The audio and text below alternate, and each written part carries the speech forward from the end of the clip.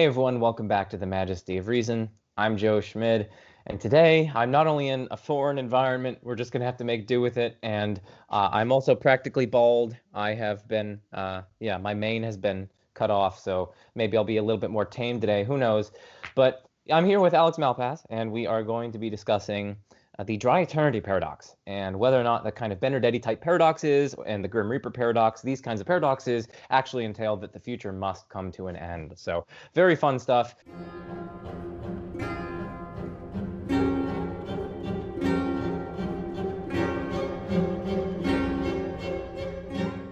Everyone check the links in the description because I have not only my playlist on the Kalam in there. That's the first thing you can check out, and I have lots of discussions with Alex in there. Secondly, you can check out a blog post that Alex wrote on the dry eternity paradox, so definitely check that out.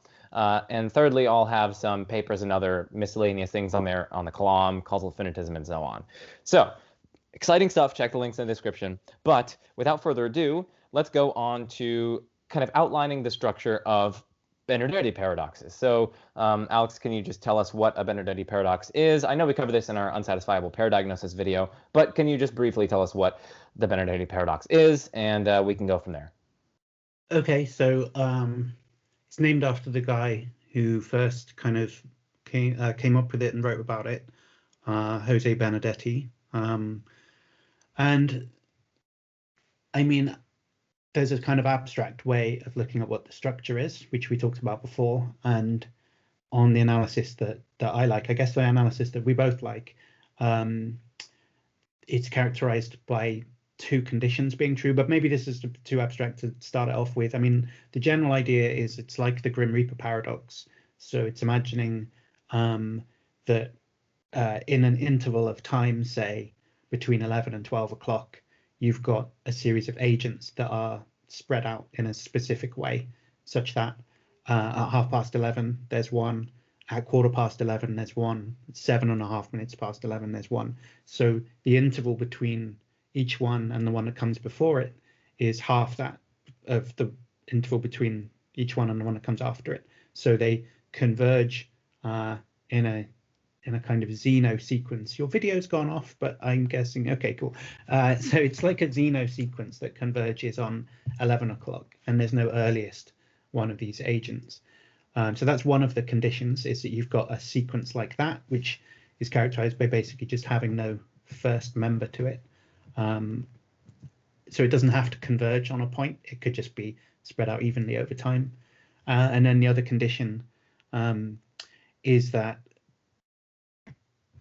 they all, in one way or another, all the different versions of the paradox instantiate this kind of second abstract property.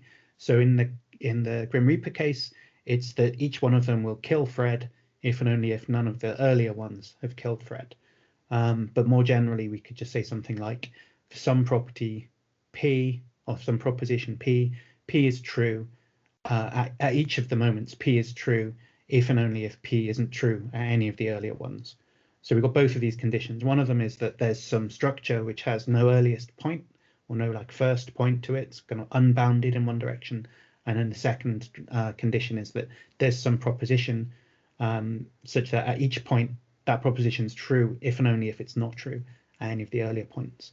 So with this, you can construct Grim Reaper paradox. You can construct, a version where there's a guy walking down the road and there's a multitude of invisible gods. Each one's going to make ex nihilo a wall that will stop him moving down the road. And they're set out so that there's no earliest one. And then the weird thing is, however you set up this paradox, the weird thing is that, the guy walking down the road, he's not going to get to the end of the road, because if he got halfway, then a god would have made a wall out of nothing that would prevent him from getting to the end. But he's not going to get as far as that halfway wall, because if he got a quarter of the way down, God would have made a wall that would have stopped him there. We've got an eighth of the way down, blah, blah, blah. So he's not going to get to the end of the road, but also none of the walls is going to be the one that stops him. So if none of them stop him, you think, well, nothing stops him. He should be able to get to the end of the road, right? But he's not going to get to the end of the road because there's infinite walls which will prevent him from getting to the end of the road.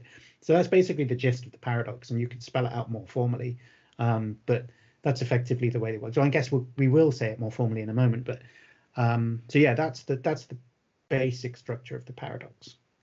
Yeah, that's good. And I did want to definitely cover the kind of more formal version of it because, well, firstly, we did that in our last video. And secondly, I think it helps people see how abstract it is and why you can kind of transpose it to the future as well. So as we discussed it in our last video, and as you have it in a paper under review, the abstract structure basically consists of those two claims that you're pointing out, the condition A and condition B. So condition A is just, it's something like we have a set that is non-well-founded. That is to say, there's no first member or element in that set or series or what have you. And moreover, that set has a strict total ordering. So that's just a fancy way of saying that you could pick any two members and one of them is going to be standing in a relation that's like earlier than it, or causes it, or is that upon which it depends, or something like that. And so you have like a series, as it were. A is caused by B, or A is later than B, or A is dependent on B. B stands in that same relation to C, and so on ad infinitum. And so you have this kind of strict total ordering. So there's a relation that kind of orders these things. And that relation is purely abstract. It could be earlier than, it could be later than, it could be causes, it could be is dependent on, or whatever, right? It's this purely abstract relation that orders the members of this particular set. And so that's kind of like the A condition. And then the B condition is essentially for any, or I guess I should say for every member M of that set that we were just talking about, that property or condition P holds at that member M, if and only if P holds nowhere before M along the ordering relation that we were just talking about. So in the Grim Reaper case, right, so A would be something like you have a set of infinitely many Grim Reapers, and the strict total ordering is like in Kunz's version, they would be earlier than one another, right? So they would be spaced out 1 year apart in an infinite past.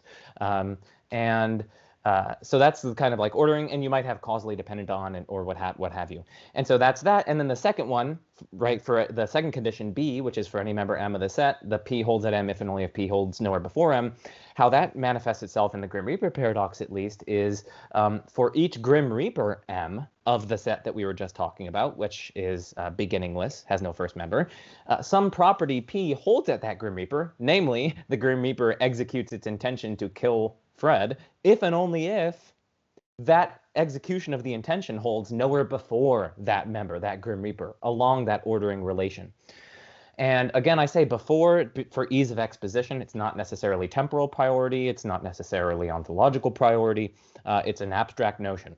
So that's the A and B conditions. Before I spell out, because in our last video, we actually didn't really precisely spell out why those two by themselves and in their abstract structure entail a contradiction. So I want to do that briefly, and I think I found a way to do it intuitively. But before I do that, I'll just let you comment on my exposition of the conditions A and B, and if you want to add anything. So. No, I think that was very clear. So I'm interested Okay. to see this intuitive way of spelling out the contradiction. Well, it's sort of intuitive. It's sort of not. It's intuitive to me, but basically, we didn't do it in our last discussion, and I think the audience it would be helpful for the audience. So like these two alone, in their purely abstract terms, without reference to time or causation or anything, can indeed entail a contradiction. So you have that A condition, right? And so you have infinitely many members of the set. They have some strict total ordering, and there's no first member. So let's just label each of them 0, starting at one end, say, and then the non-well-foundedness is in the other direction, right? So it's beginningless in the other direction. So we have 0, and then -1, and then -2, and so we're labeling all the members, -3, -4, and so on, through all the negative integers, okay? So now we have a strict total ordering on a set with no first member or first element, okay? And yeah, the integers kind of get you that ordering, as it were, because the integers themselves are ordered. Okay, so that's condition A. Now, condition B, we're going to say, so suppose that for each member of that set, P holds at that member if and only if it holds nowhere before that member along that ordering relation. And so what does this look like? Well, we can keep it in the abstract. We can say P is going to hold at any given member that you choose at random. It's going to hold there if and only if it holds nowhere in the more negative integers. So it's holding nowhere before it. No number that's strictly less than it. Mm-hmm. Okay, so and now we can ask, suppose, or we have a dilemma. Suppose that P holds nowhere in the set. P just doesn't hold in the set at all. Suppose that's the case. Well, if that's the case, well then obviously P holds nowhere before -1, right? If P holds nowhere in the set, then it obviously holds nowhere before -1. But in that case, P actually must hold at -1 because remember our condition B, right? Condition B says P does in fact hold at any member if and only if it holds nowhere before that member. And so if we just concluded that it holds nowhere before -1, it must hold at -1. And so on the supposition that it holds at no member, we conclude that it does hold at a member, namely -1. So that's a contradiction. But that's we assumed that it holds at no member. So let's suppose that it holds at least one member, okay? That's the other horn of the dilemma. Let's suppose it holds at one member. Well, let's just call that member, we can pick one at random.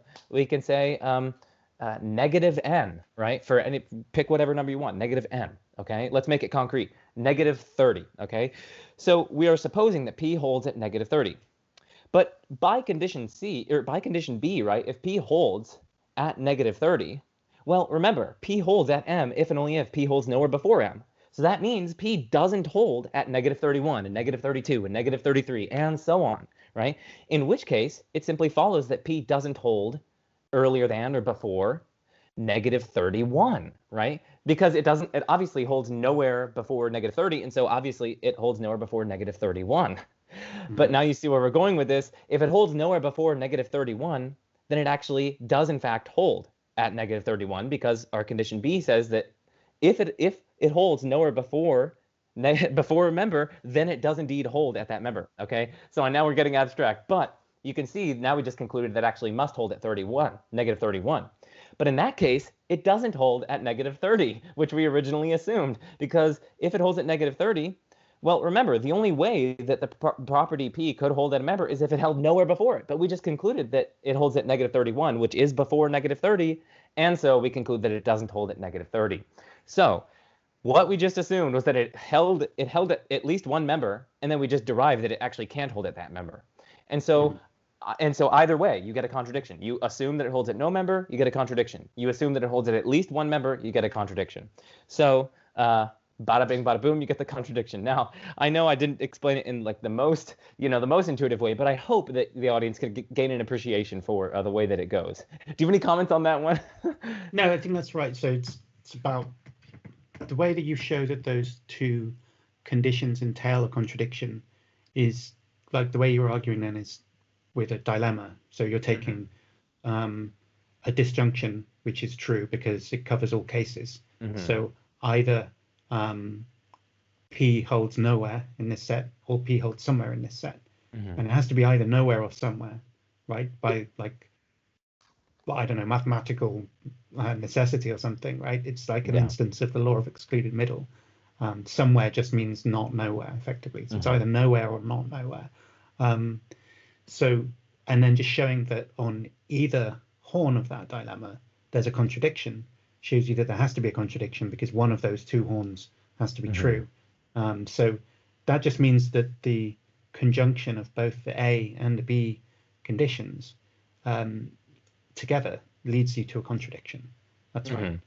And I think so in the version we're going to look at in a minute, I think the thing that started me off was this was a few years ago, and I was not drinking any alcohol in the month of January, and I was thinking about the Grim Reaper paradox, and I was thinking about whether you can like flip arguments that show that the past must have had a beginning by changing the tenses so that they show that the future must have an end. And I was wondering about all those things at the same time, and that's what led me to this. So I think you can just make a Grim Reaper version of the argument in the past tense to do with giving up drinking in this way, right? Like imagine if imagine there's an eternal being, right, that decides to itself that it's going to have a drink today, like a beer, if and only if it's never had a beer before, right? On each previous day, it didn't have a beer. And if that condition is true, then it cracks open a beer and has one, like as a reward for being eternally abstinent up to that point, right? That's the B condition. And as long as we suppose that it's been alive forever and time had no beginning, we can derive the same contradiction, right? Because, well, does he have a drink today? Only if he never drank earlier, right? But if that's true, then yesterday that condition would have been true as well, right? Because if he'd never had a drink before today, then yesterday he also never had a drink before. So he'd only have a drink today if he didn't have a drink yesterday and all the previous days. But if that's true, then he would have had a drink yesterday, because, right? So it's like the same thing, but just thinking that, like, there's no way that someone could have that intuition, have that I don't know, like a program or whatever, to be necessarily such that they'd have a drink today, if and only if they didn't have one yesterday, and time has no beginning, and they're alive for the whole of time or whatever. Like, it's that you can't have those true at the same time, and it's just the same contradiction that we reasoned out before. And so that's just another Benardete paradox, right? There's nothing special or unusual about that. It's just, you know, I'm just doing a Benardete paradox, but with beers instead of like Grim Reapers or whatever. Yeah. But now I was thinking about whether you can turn the tenses of arguments round, and whether they, whether it works if you turn the tenses round. Like, if the Kalam shows that the universe had a beginning, does a retensed Kalam show that the universe must have an end? That type of thing.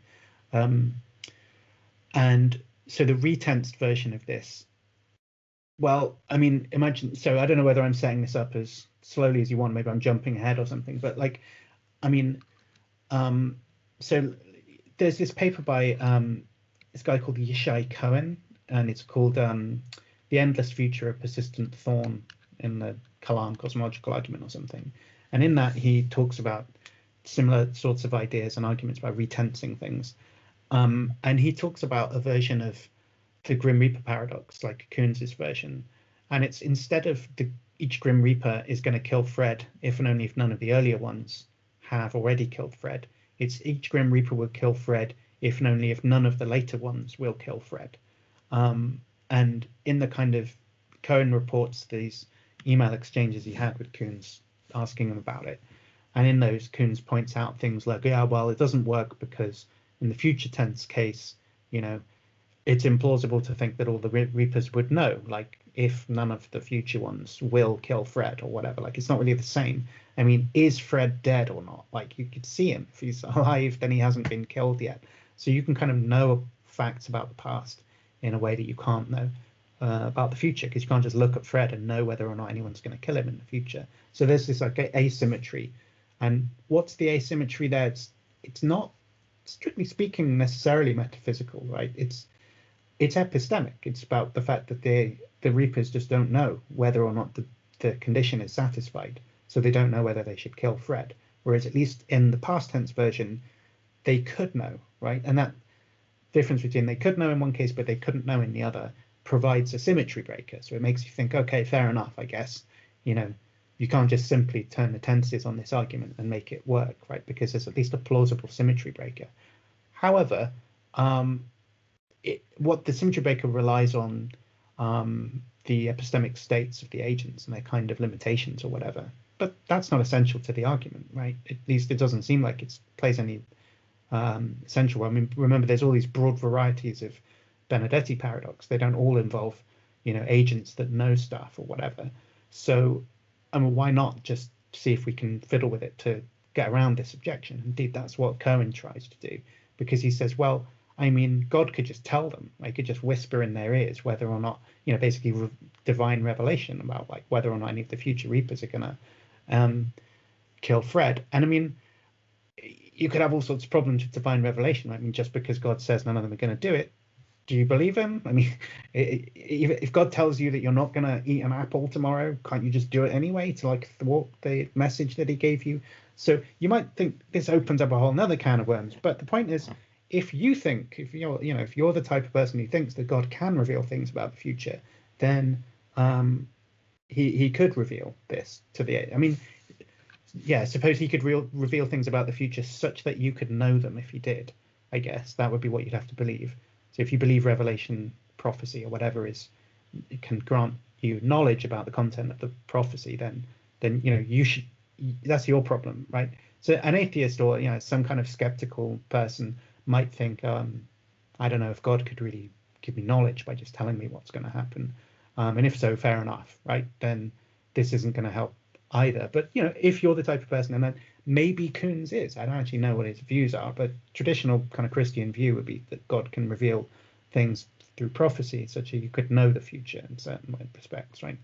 And if you believe that, then you should think that God could, in principle, whisper whether or not the condition was true, and which would mean that the Reaper would kill Fred or not, right? Like he'll say, look, none of the other Reapers are going to do it, so it's your job to do it, and then they would.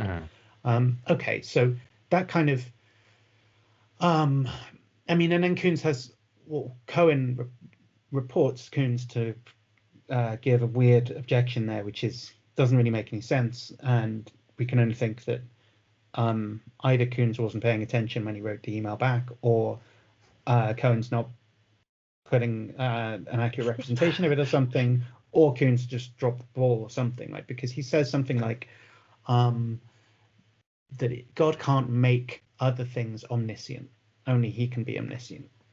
Which, if that's what he said, it's obviously beside the point, because he doesn't have to make the Reapers omniscient. He just has to reveal some aspect. One proposition. He has to reveal one proposition to them, and moreover, this only needs to be like metaphysically possible for God to do, right? We're not saying that God actually, reveals these things to like Grim Reapers or whatever. After all, we're talking about Benardete Paradoxes, so yeah, go on. But so, yeah, I think the idea was supposed to be that it's metaphysically impossible for God to make another thing omniscient, which, maybe that's true, but it just doesn't seem to be relevant. Even let's grant that it's true. He's not making these guys omniscient, so like, who cares, right? So that doesn't seem a great rebuttal. And that's it as far as Cohen's like depiction of their exchange just ends there, which is unsatisfying, right? Because, it boxes in a certain someone who holds that prophecy gives you knowledge, I guess, but it doesn't box anybody else in, and it's not it's not that powerful, and in some respects it's like, maybe you have this idea of what we could call like a symmetry thesis, which is just simply switching the tenses of any argument about the beginning of the past. It definitely gives you an equally sound argument about the end of the future. And I think that there's sort of simple rebuttals about, like, you can know stuff about the past but not about the future, undermines some arguments and the retensing of some arguments. So it sort of shows that symmetry thesis is false. Maybe you can wiggle around and find a new one, but that kind of really ambitious symmetry thesis, I think, is reasonably well killed off by that type of rebuttal. But nevertheless, I was still trying to think of whether there's a more powerful way of putting Cohen's argument, right? And this is what led me to this dry eternity paradox, because if we go back to the drinking idea, the guy who rewards himself if he's never had a drink before, let's just sidestep all the worries about God revealing the future, blah, blah, blah. Presumably God knows the future. This is a much less controversial theory, like traditional theistic idea, that God knows the future. So certain types of theists do disagree with this. So they're called like open theists. And actually anyone who just thinks there are no truths about, say, the contingent future, they're basically an open theist anyway. If they also believe God exists, then there are no truths about the contingent future for him to know. So if you have that type of view, then fair enough. But for everybody else, they think that there are truths about what's going to happen tomorrow, contingent truths. And if God knows everything that's true, then God knows those contingent truths in advance. So he knows if you're going to have like a cup of tea or a cup of coffee tomorrow morning. But that should be enough, right? Because, God could have a similar sort of intention. And obviously God doesn't drink, right? But God, an agent who knew all of the contingent facts about the future could build some intention that's similar, right? They could say to themselves, well, I'll have one last drink now, if and only if I never have another one again, right? Just kind of final farewell to having a drink. And they just need to consult their foreknowledge to work out whether or not they have a drink in the future, because of course it's a contingent matter. And they could consult tomorrow and see, I don't have a drink tomorrow. What about the day after? I don't have a drink then after either. And just sort of instantaneously behold that they don't have a drink ever again, in the future and think, okay, well, this is my chance, and I'll have a one final beer, and that's the end of it, because I know I never drink again. But the thing is, if this is just like the B condition in the Benardete paradox, then they do the same check tomorrow and looks again into the future and sees, oh, I don't have a drink tomorrow, I don't have one the day after that, blah, blah, blah, blah, blah. Oh, I better reward myself and have a drink, right? So if he has a drink the next day to reward himself for his continued abstinence throughout the future, then he's actually just contradicted what he knew about the future yesterday, because yesterday he consulted his foreknowledge and saw that he never had a drink again. And now today's come round and he's rewarding himself for never having a drink by having a drink. So that's a contradiction, right? You can't both be true that he's never going to have a drink again and also have a drink again. And like now we do have the same structure of reasoning we had a moment ago, where like if you assume that he never has a drink ever again, well, then you run into that same issue that he does have a drink. If you assume that at some point he has a drink again in the future, you run into the same issue, which is like, well, at that point, he has a drink because he never has a drink again in the future. But then what about the day after that, right? Because on Tuesday, his future was completely drink-free. Also on Wednesday, his future is completely drink-free. So he has a reward on both Tuesday and Wednesday. And then, so that's the contradiction again. So you set up the dilemma contradiction on either horn, so that can't obtain. So, well, I mean, if the combination of both of those A and B conditions in the original case is supposed to be enough to show us that time had a beginning, well, now it just seems like it should show us that the future must have an end. I mean, or you reject that it showed us that the past had a beginning and you maintain that the future doesn't have an end. But what you can't seem to do, unless you can find some symmetry breaker, is hold that it shows something about the past that it doesn't show about the future. So that's basically the argument. Mm-hmm. Yeah, so I do want to just to touch on why this would be problematic for people, or at least for people who want to mount the argument for the finitude of the past, or at least causal finitism, or what have you. So, like, why would it be problematic for people to accept that the future must come to an end? That's really the question that we want to answer here. Now, I will I'll sketch maybe a couple of reasons why. One of them is that, well, at least if you're the kind of theist who thinks that there is an afterlife, this is probably going to be pretty challenging, because an afterlife is supposed to be something like, well, at least an endless afterlife, right? If you're going on endlessly in heaven or hell or purgatory or whatever it is, right, that's an endless future. I mean, yeah, that's just an endless future. So it's simply going to be incompatible with that. And so at least mainstream versions of Christianity are going to face problems with this, and mainstream versions of Islam and a lot of the world religions and whatnot. Now, so that's one problem. It's for people who already antecedently think that that's actual or even possible within God's power to actualize, say. So that's one thing. And then a second thing would be, like, if you're William Lane Craig, for instance, he thinks that if everything ultimately comes to an end, if everything goes to blink, to nada, to nothing, to zilch, then William Lane Craig argues that that kind of makes life meaningless. And so if this would work, well then, if this argument would work, showing that the past must be, or showing that the future must be finite if the past is indeed finite, if it's established by this kind of Benardete type arguments, well then it seems as though under William Lane Craig's view, we automatically conclude somehow from the armchair that life is meaningless just on the basis of these kinds of infinity paradoxes, which is interesting.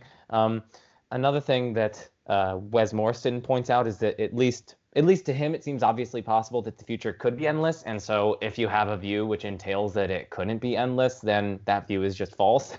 And so basically, if the Benardete type arguments successfully show, or are purported to successfully show, that the past must be finite, and we can conclude on that basis that they also purportedly show that the future must be finite, well, because we have independent reasons to think that the future could be infinite, well, then we have independent reasons to think that these Benardete type paradox arguments fail. So that's essentially his kind of argument. Like, why would you think that? Well, we might have good inductive evidence, like, hey, every day we've experienced is such that it's succeeded by another day. So by induction, we can just induce, as it were, that conclusion. We might also say that It's obviously conceivable that that could happen, and maybe conceivability is really defeasible, but still a kind of guide to possibility. So we could say that. You could say that, well, if the future comes to an end at some point, it would seem to be arbitrary. What point? Like, why would it come to an end in 14.7532 trillion years from now instead of 14.753 or 14.751? So you're adding in elements of arbitrariness and seemingly inexplicable facts and whatnot. So there are potentially lots of problems that you get into if you are to accept, you are to bite the bullet and say that, yeah, okay, fine, because I accept the past-oriented version of the Benardete paradoxes, I must accept the future-oriented versions. It seems as though you're going to have to bite a lot of bullets, especially if you're, for instance, like a Christian. So maybe you can comment on those, or maybe articulate other ones that you think. But yeah. Yeah. So I wonder how, like, I mean, I think there are religious traditions where they don't have any form of afterlife whatsoever. Okay, fine. And for someone who has that type of view, they might think the world will come to an end, that it had a beginning and it comes to an end. And maybe it's kind of like Judgment Day or whatever, is bringing down the temple walls around you and there's just nothing after that, just everything ends. Okay, fine. For that type of view, you can just bite the bullet and say, yeah, I just, this type of argument, nothing for me to worry about because I already believe that. So you might even embrace it and say, this proves the thing I already believe. This is a way of proving it of something. Okay, fine, fair enough. But it seems to me that like most religious people don't think that. And actually, it's hard to see a middle ground between endless future and it coming to an end at some specific point in the future, right? Like, what do you mean? So, and so one sort of way you might try and get around this is to say something like, look, when you die, what happens is you become like one with God or something. It's not like well, on the view where kind of like traditional view, you kind of wake up and conscious experience continues one thing after another. You get hit by a bus or something, then blink and you're like in heaven or something, and like what you could be doing is counting numbers and I got up to like 350, then I got hit by a bus and I woke up in heaven, and I go, oh, 351, 352, and like continue that sequence, and it's just like an uninterrupted like linear order of experiences one after another. And like that in principle does seem to be like essential to this, because I mean otherwise if you say, well, look, I don't wake up in heaven, what happens is that in some kind of weird mysterious sense I just become one with God, and that's like an atemporal union with God or something.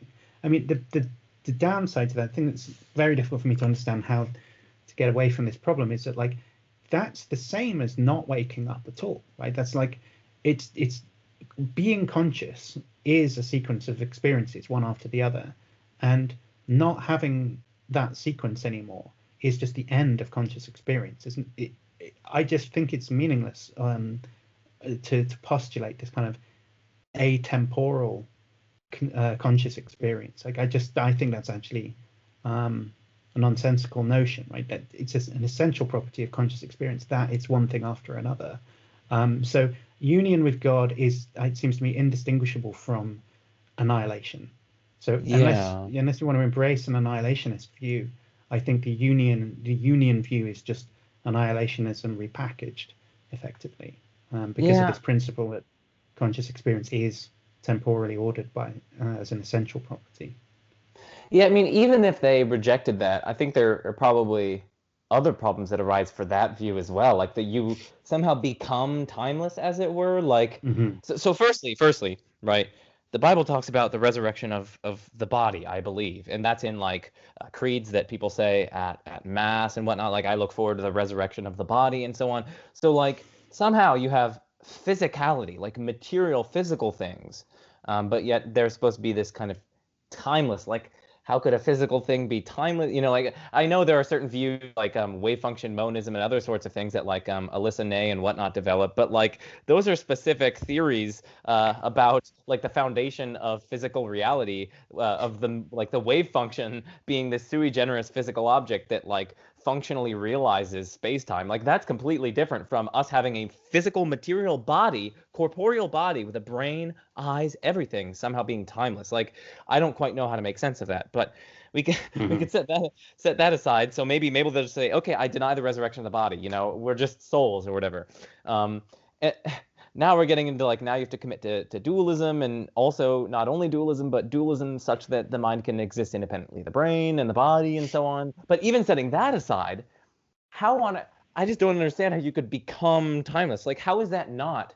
How in that timeless state, how is it not true that you used to be temporal, or you used to exist? It was the case that you were on Earth. It doesn't make it. But I mean, I can understand that that there is a sense in which I exist that's timeless, in the sense that in 2021 it's true that Alex exists. And that's not only true in a tensed sense. I mean, I'm comfortable with changing hats between tensed and non-tensed, right? It just seems to me that it's true in a tenseless sense that Alex exists in 2021, and it's true in a tensed sense that Alex is existing, right? And saying that at 2021.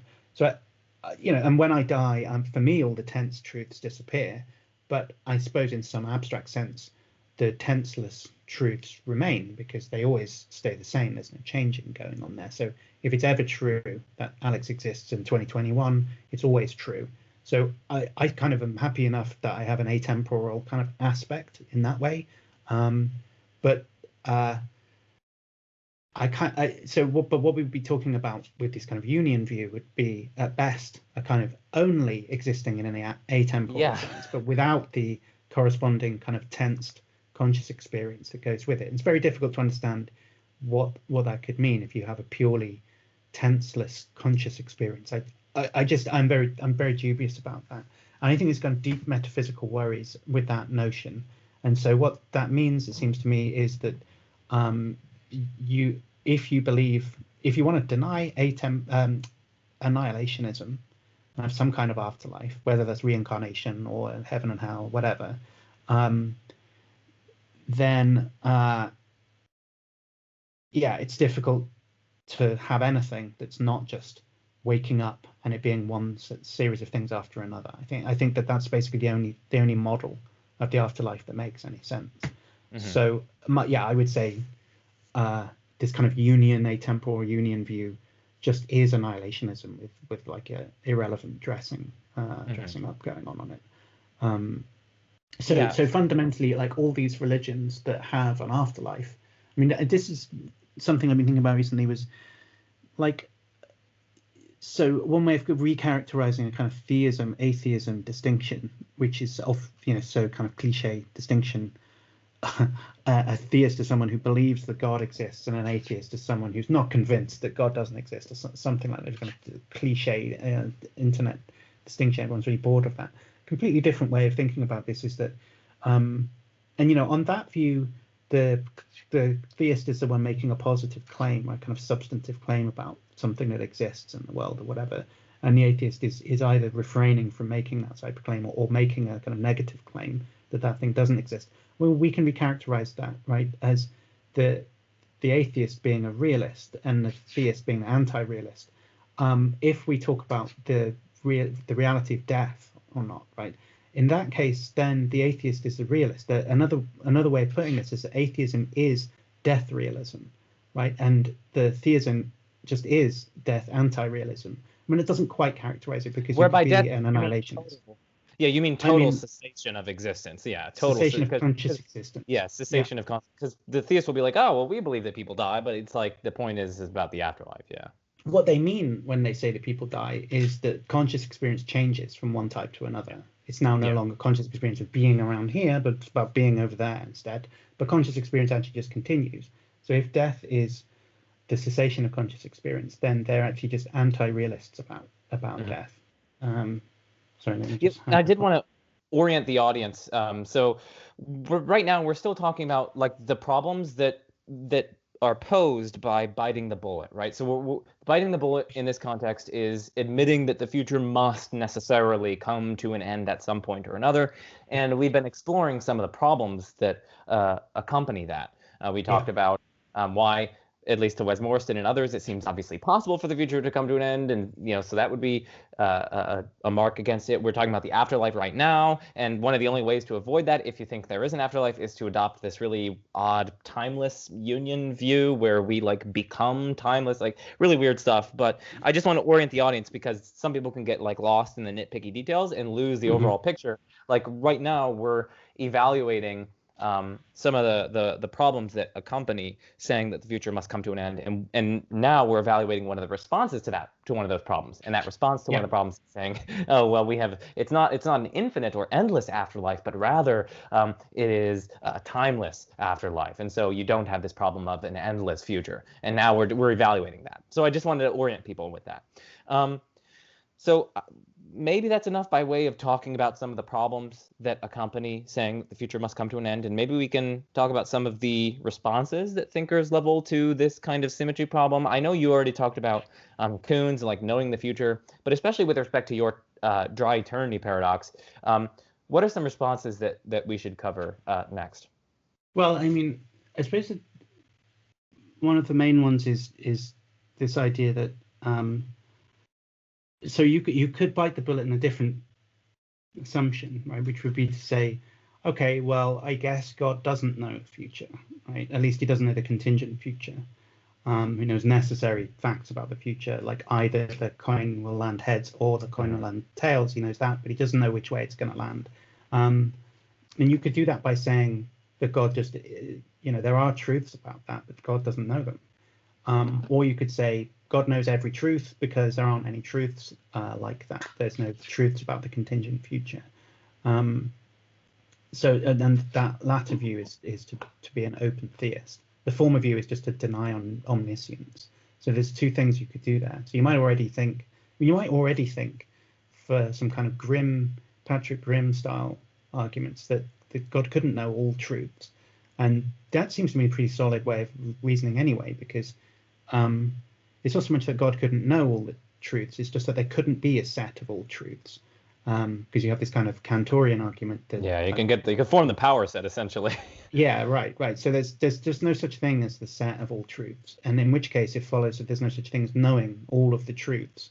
And if that's what omniscience is, you might already reject omniscience as out of hand, and in which case this argument does rely on God being omniscient, because it requires that he can know whether or not he has a drink on every single future day. Well, I suppose it doesn't rely on him being omniscient. Yeah. It only relies on him knowing all of those things. His own actions about his own contingent actions of the future. Yeah. And that's just pretty limited. Like that's just him forming intentions, and that's just his introspective states. Like surely God knows about his introspective states. Well, he has to know more than his introspective states. He has to know whether he carries those out on future days. Yes. Yeah. So that's right. Yeah.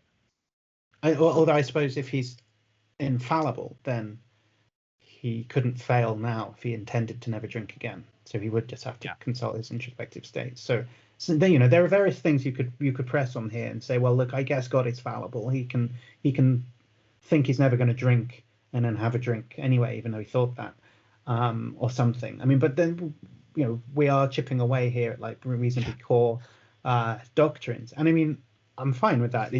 I'm not suggesting that like this is an argument that disproves theism or something. Like it's not like that. But what it's doing is narrowing down on a set of commitments where it's going to be difficult to hold all of those things together, and it's not some peripheral combination of views where we seem to be narrowing it down to like some pretty mainstream version of Christianity. God knows the future. He knows all truths. He's infallible.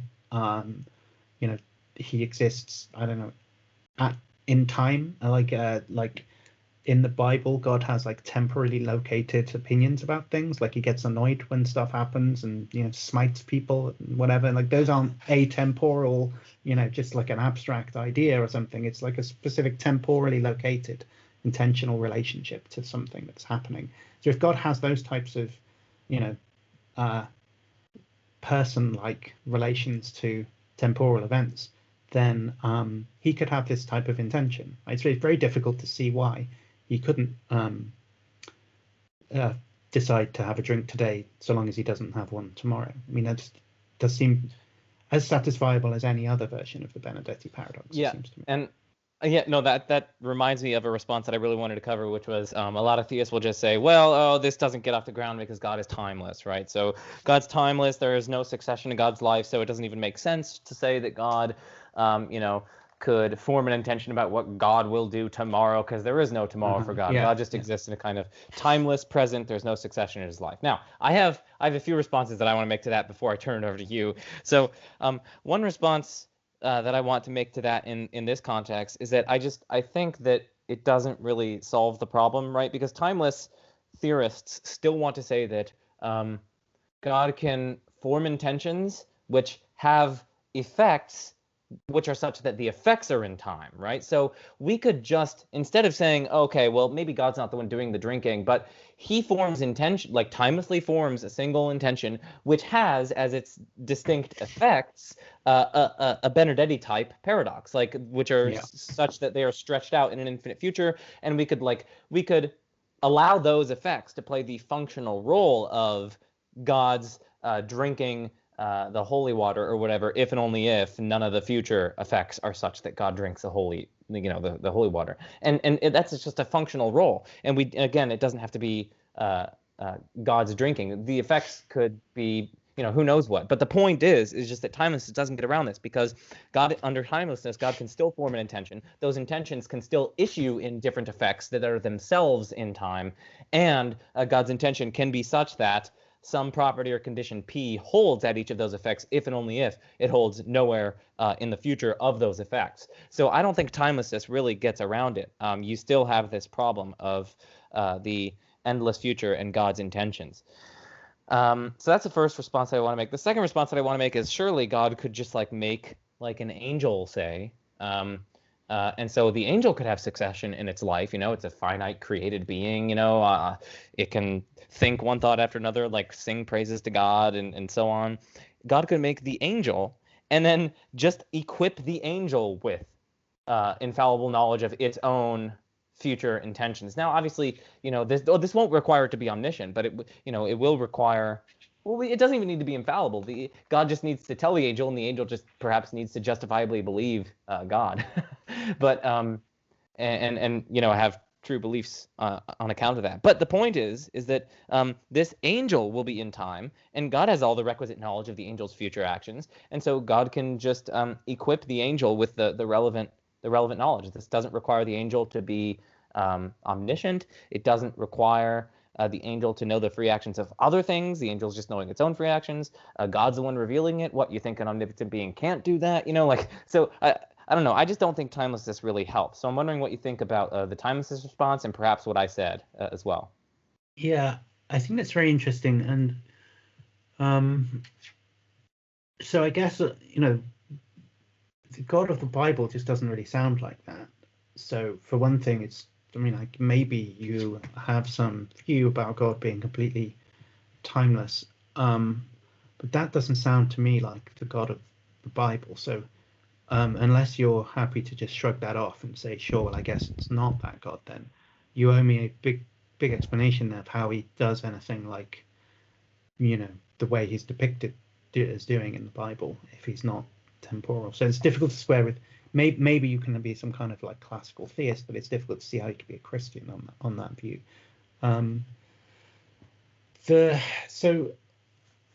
this is kind of complicated, but one of the fun things about this type of argument is that we've turned the tables round, and now we're arguing for a version of the Benardete paradox, and some of the responses look like the types of defenses that we were giving in the first place when arguing against the Benardete paradox, right? So, and then the question is just whether or not, because now we've traded places, if someone who wants to object to this type of Benardete paradox, can they appeal to the same sorts of things that they said was illegitimate first time around? So that's quite an involved way of looking at this, but let's try and flesh that out a bit. So one way that people object, so if let's rewind right to the beginning. So on this unsatisfiable pair diagnosis, the idea there is, well, it's just logically impossible for the A condition and the B condition to both be satisfied. So that's all you need to say. You don't need to go on any further and say, and it must be that the A condition is metaphysically impossible, right? That second step is what a causal finitist would do. They agree it's logically impossible to have both together, and then they say, well, it must be that one of them can never be instantiated at all, right? And the A condition, basically, that there can't be an unbounded set like that. Okay, so then sometimes what they'll do is say, look, the problem with this unsatisfiable pair diagnosis is that just saying that the combination of the two conditions is incompatible makes it seem, unless you rule one of them out by metaphysical necessity, it makes it seem like some mysterious force prevents them from being like co-instantiated together, because the person who defends UPD might think that either of them is possible, but just not their combination.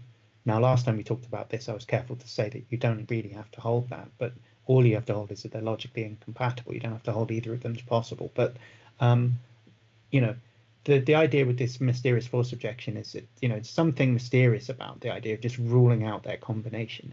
Okay, so now we've switched sides though. Let's look about the future tense version. And if we're arguing, well, if the dry eternity paradox shows that the future must come to an end, right? What's somebody who wants to resist that conclusion, like a theist? They might be tempted to say, well, I guess God could satisfy that type of intention to never drink again, provided that, you know, if the future comes to an end, right? But he just can't satisfy that intention if the future is endless.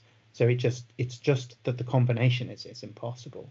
No, well, then I guess, you know, now I'm there with my itchy trigger finger wanting to launch the mysterious force objection, because I'm thinking, well, how come a minute ago you just told me that the UPD is wrong because of some mysterious force must be in operation? Now I think I have every right to insist on that objection being brought back here, because we've traded places and that objection works for me now. So I can now push that line of argument back. I mean, and so then my interlocutor, it seems to me, should be consistent and drop it in both cases or endorse it in both cases. Yeah, like, oh, you mean either of which works for me. Yeah, like, oh, you mean to tell me that there's some like mysterious force constraining God's intentions? Like God can't form these intentions. After all, the endless future's there and God does actions in it. So why can't, right? Like what's stopping him? What's preventing him from forming intentions in this way? If the future genuinely could be endless, then you have the structure in place. Do your modal Patrick principle, right? Oh, God has thoughts on this day and this day and this day. We can form a modal Patrick principle and patch those up in such a way so as to combine them to form the dry eternity paradox and so on. Like you can mount all these kinds of arguments that Kuhns and I would argue Rasmussen and these like Erasmus and so on, like these philosophers level trying to motivate that inference from the mere possibility of the A condition holding to the conjunction holding, right? And so because the conjunction is impossible, A is likewise individually impossible. You could do that with the future. You could say, okay, that A condition with the future, if that's merely possible, then you could have both the A condition with the future and a B condition holding. But since you can't have those, it follows by your own lights that the A condition itself as applied to the future is impossible. And it's like, listen, we can marshal the Patrick principle. We can marshal the modal recombination. We can marshal these kinds of a slippery slope, you know, okay, well, what if we have just one red ball in the future that's endless, right? Okay, if we have that, if that's possible, then you can have a blue ball in the future, like endless future. And then you can go on and like, okay, well, what if God has an intention about the blue ball for the future? Like you can do this kind of modal slippery slope, as it were, and mount Josh's defense as well. So it seems as though all the moves you make in that debate are going to be equally applicable to this debate, in which case it seems as though if you want to endorse those arguments for causal finitism and for the finitude of the past, it seems as though you're likewise going to have to do that for the finitude of the future. So I just wanted to emphasize that and for the audience. I had a brief email exchange with Alex Proust about this. And he did tell me he thinks God couldn't have an intention like that because the intention would be inconsistent, and God can't have inconsistent intentions. And while I'm kind of sympathetic to that idea, I mean, you know, God would reason his way through the dry eternity paradox and see that he couldn't every day make the same evaluation of whether or not he'll drink in the future and have another drink if he doesn't drink again, because that would mean he drinks every day for the rest of time, and only because he never drinks again, and that would be inconsistent. So what would happen is that God just wouldn't even try doing that, wouldn't have those intentions. So if that's right, then it's kind of like a plan that God can see is doomed to fail, so he just wouldn't do it. So okay then, like fair enough. I guess I'm kind of sympathetic to that, but it's just that I suppose on the one hand I'm worried that that's another version of the mysterious force objection, because I mean, what's the like modal force of this response? Is it that God actually won't do that, or is it that God couldn't do that? And I think it's much more plausible to suppose that he isn't going to, right? It's difficult to see quite what underpins the thought that he couldn't do it. So yeah, I'm not quite sure what to say about it. Maybe I'm not doing justice to the thought because it was a while ago. But yeah, I think at the time my reaction to it was that this sounds like it's vulnerable to a mysterious force objection, because, you know, at least any of the arguments that supposedly buttress those mysterious force objection things seem to work here. Like you were saying, God could hold that intention for any finite n number of days in the future, like 50 quadrillion. He could do that for, but not if it's endless. And that seems weird. You know, let's just assume the future is endless. Now, what's stopping God making that, having that intention?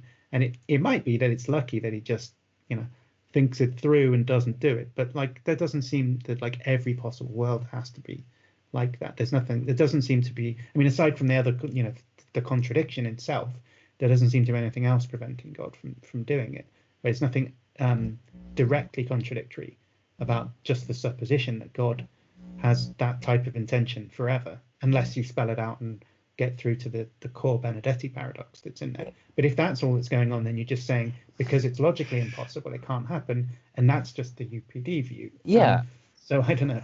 Yeah. Like, okay, what I'm thinking when you said that, it's like he can do that, the B condition all by its own. It's only when you can join the A condition together with it that you get the problems. But it's like that's precisely what we're saying in the unsatisfiable pair diagnosis, right? It's like we're saying, for all we know, yeah, each one might individually of its own be possible, but it's when you can join them together that you get problems. And okay, one suggestion I've heard someone say is like, well, that would give you if we had supposed that God formed this intention and the future is endless, so you have A and B conditions, well, God would realize it's so it's similar to what Proust was saying, but God would realize that this would be contradictory, but God in his perfect rationality couldn't do anything contradictory. It's just like that's just simply impossible. Like a contradictory thing is foreign to perfect rationality. Yeah.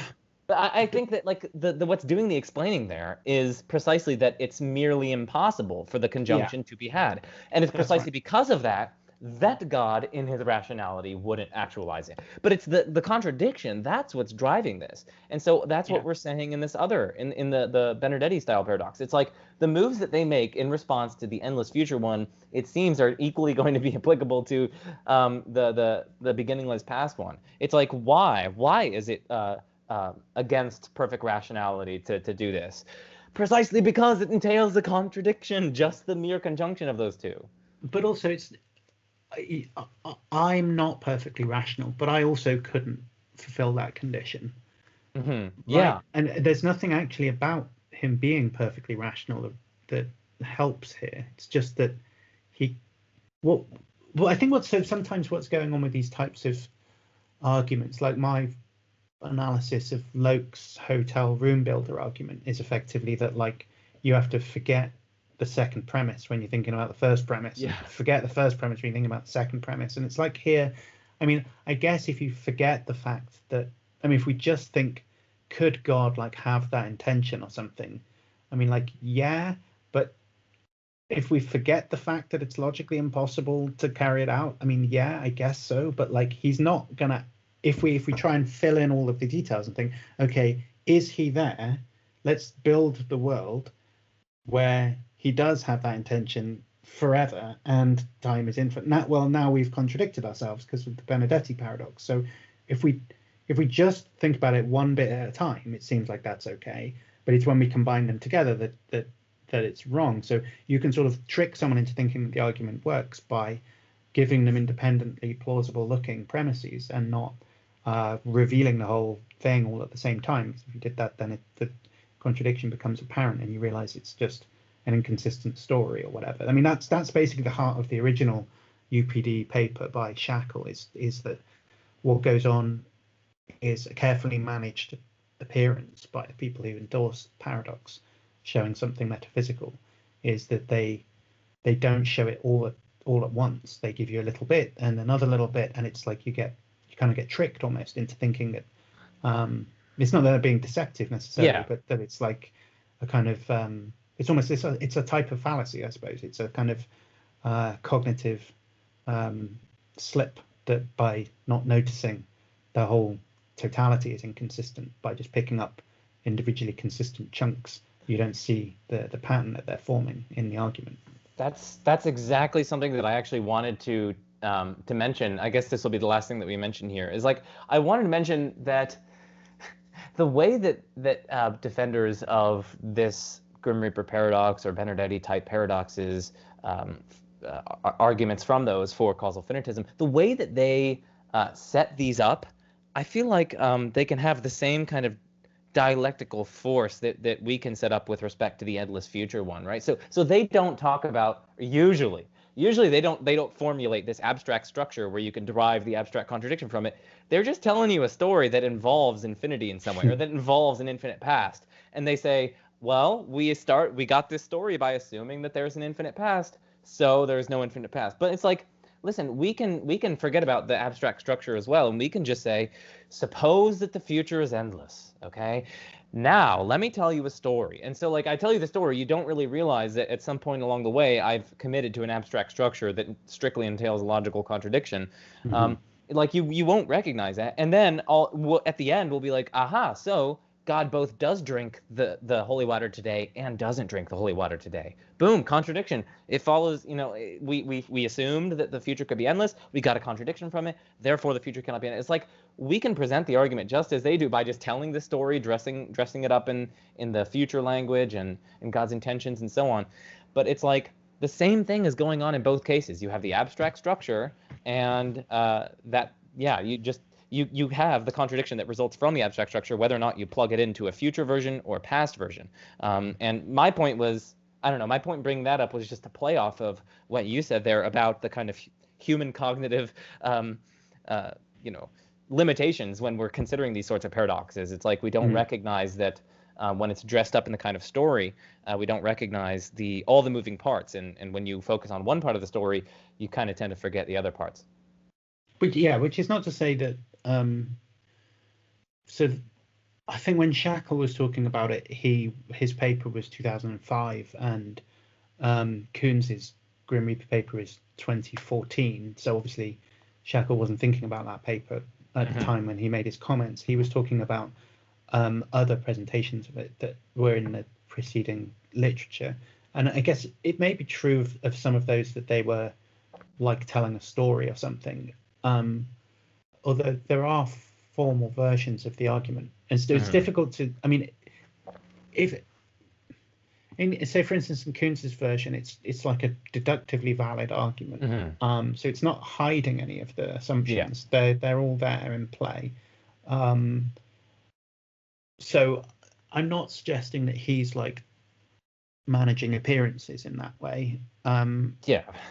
But on the other hand, I'm very, very sympathetic to the idea that blaming the A condition is not forced on the person responding to the argument. I mean, there's something kind of perverse almost about like, well, we derived a contradiction, that's fine, but you can't then go on to derive that one of the conjuncts is necessarily false. It's just That's like obviously a weird additional step, and that actual deduction isn't part of the formal argument, right? It's, because there are other assumptions you could deny in the argument. All it says is that something's wrong in this argument, right? Yeah. We've derived a contradiction. That's not the end of the argument, right? There's a kind of step two, which is, and therefore, and this is informal, we should blame, the least plausible assumption in this argument. But that's not a formal bit, right? That's just a kind of hand wavy bit at the end that comes after. And that's where they usually try to bring in these kind of defeasible modal principles, like the modal quote unquote slippery slope. We're not saying it's the fallacy. We're just describing how Josh goes about it. Like he focuses on one scenario and says, if that's possible, this other scenario would be possible. And if that's possible, sure. So like that's where you bring in these more kind of informal tools. Now, obviously, you can formalize them and rigorously do that, but a lot of them are going to be like defeasible rules of thumb and so on. But anyway, we're not accusing anyone of like deceptiveness. We're just pointing out that human cognitive limitations are such that when we're presented with a story, it's difficult to disentangle all the different aspects of it and see that later on you actually contradicted yourself. Perhaps even implicitly, something you said earlier on, and perhaps that's really what is to blame. But our main point for this discussion, and this will be the last thing that we say before we close it out, our main point for this discussion was that plausibly, if you think that Benardete-type paradoxes, the Grim Reaper paradox, all these different sorts of paradoxes of infinity, if you think that they prove causal finitism or that the past must be finite, well, then it seems as though you're going to have equally powerful arguments proving that the future must come to an end. And that's probably going to be difficult if you think that there could be an endless afterlife, and if you think that all the other things, all the other problems that we were mentioning. And again, keep in mind that like most of the responses that people might give to these future-oriented versions are simply just going to be able to be applicable right back to the original one. So that's really what we're getting at in this video. And so I'll turn over to you for the final word before we head out. Yeah, that's right. So I think it's a problem for people who hold a certain combination of views. So it's a kind of ad hominem, in that sense of ad hominem again, where not everyone's in trouble here. It doesn't prove theism is false or something, and you can get off the merry-go-round by saying, I just am an open theist, so this doesn't matter to me. Fine, fair enough, right? You can be a causal finitist and an open theist, and this argument doesn't damage you at all. You walk away scot-free. If you're not an open theist, you could deny that God has knowledge about the future somehow anyway, this aspect of the future or something like that.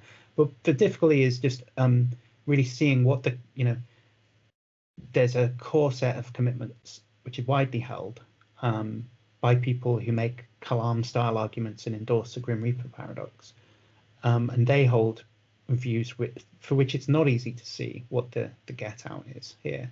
So it's not for everybody, but it is for a certain class of people, and they're relevant. They're not obscure people. So they believe that afterlife is real and endless in that sense.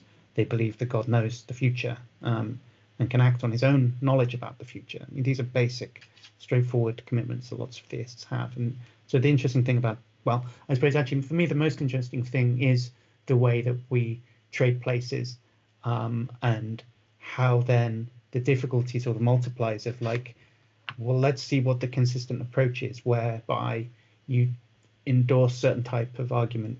In one case, like mysterious force objection, supposedly diffuses this UPD view, but then how come mysterious force objection doesn't diffuse the version of so when Proust was saying, well, God just couldn't form that type of intention merely because it's inconsistent. Gee, that's a UPD view, right? Like, Yeah. So now by doing that move, you're bringing yourself in the firing line of all the arguments you just brought out against the UPD view when we were playing the game the other way around. So I think for me that's the most interesting thing here is this notion of symmetry and how it like mutates and or modulates or whatever as you change kind of dialectical places with your interlocutor. How interesting that can be to try and sort this out. And I guess my like basic claim here is just that my position, right, is just the original argument doesn't show that the past has a beginning, right? It doesn't show causal finitism must be true. Maybe the past has a beginning, maybe causal finitism is true, but the Grim Reaper argument, Benardete Paradox, just doesn't show you that. And then And why? Well, because of the CUPD analysis, and I can apply that to the future tense case just as straightforwardly, right? It's just, I kind of just do think that you couldn't have God having both of those intentions. I mean, he just couldn't. There is no logically possible world. There's no consistent story where time's endless and God has those intentions every single day. That's just an inconsistent story. So it's game over. I don't have to say therefore that time must come to an end. Maybe it does. Maybe necessarily does. But this argument doesn't show that, right? So I have a consistent view here. It seems to me it's very easy, straightforward view. Whereas the difficulty of being the theist here is if you argue against UPD on the way in, then when we pop out the other side in the retensed version, now all your arguments are coming back to bite you in the ass, and you've got to worry about that. And also, you might find that the only way out is by jettisoning some kind of central dogma of your religious view, like about the afterlife or God's nature and whatever, something like that. So, be much easier to be in my shoes, it seems, than the interlocutor. And I suppose that's the interesting thing. It seems like a distinct advantage, or at least there's something about the view that I guess we're both advocating here, which gives a kind of like theoretical virtue of like just being simple, easy, clean analysis that gets you through this maze very quickly, where otherwise it's very difficult. So yeah, that's it. Sweet. Okay. Well, again, everyone, check the links in the description because there are lots of goodies down there, papers and whatnot, playlists and so on. Before we close off, everyone, if you've watched it to this point, you probably see value in the work that I do, so consider becoming a patron. I have lots of goodies in there. I have lots of goodies for patrons, like early access to videos, bonus content, videos that are only for patrons. We do some Q&As with patrons and so on, access to some of my forthcoming papers and whatnot. So really fun stuff in there. Everyone consider that. And yeah, what better way to end is there than, well, first, thank you, Alex, for coming on. This was a really fun discussion. Be sure to smash that like button, everyone. I am Joe Schmidt. This is The Majesty of Reason, and peace out.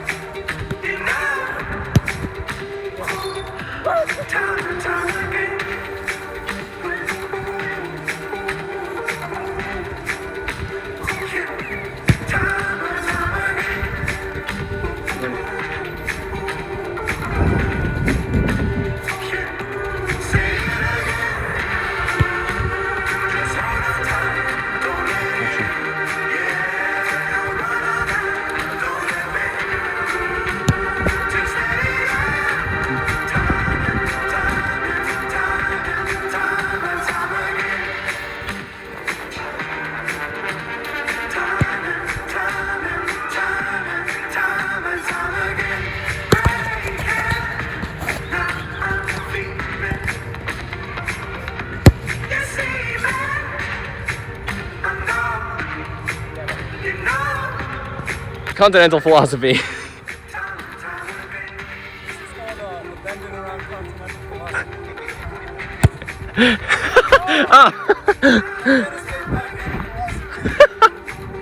Watch it, the cross lolly. What? Oh, he's getting there. Ah.